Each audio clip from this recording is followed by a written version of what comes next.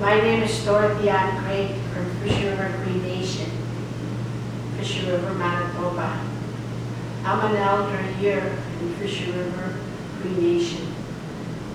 I come here to help with the language or traditional things or culture program in the school once a week for a few hours. And I'm very, very glad to be here to help these teachers that are teaching the language. And I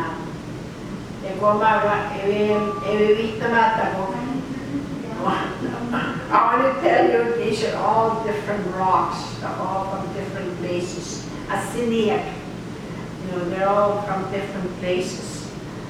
They're very beautiful rocks. They're called the grandfather rocks too. We use them for ceremonies. That's what they use them. The grandfather rocks too. It comes from for healing. We use them for healing in your sweat lodge. All these the rocks.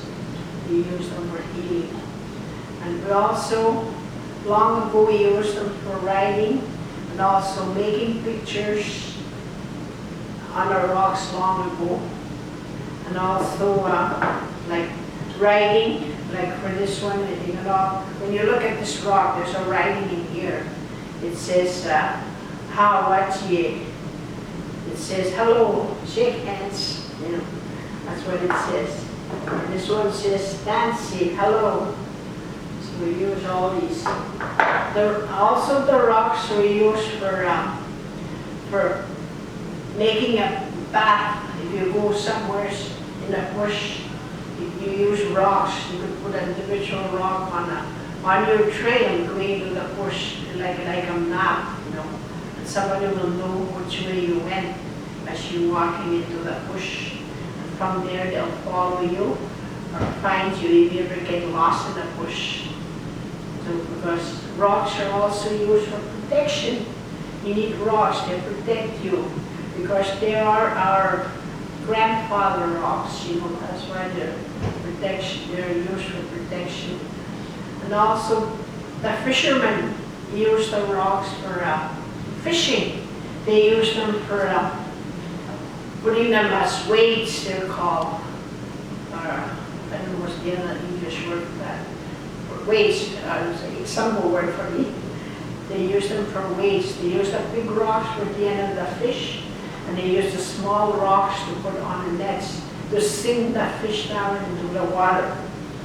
And it keeps the fish nets in one place.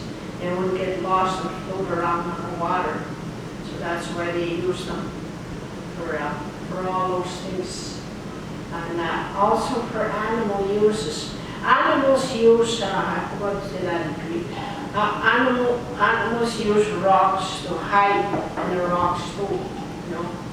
As you walk, if you're a walker and walking in a bush, you might see some animals hiding underneath the rocks, especially the bears too. They have caves under the rocks. So these are all, rocks are very important in our lives, as I tell you a few things in English. They were also used for, when the syllabics were used on the rocks long ago, because they're as Chakupegana, the Greek syllabics.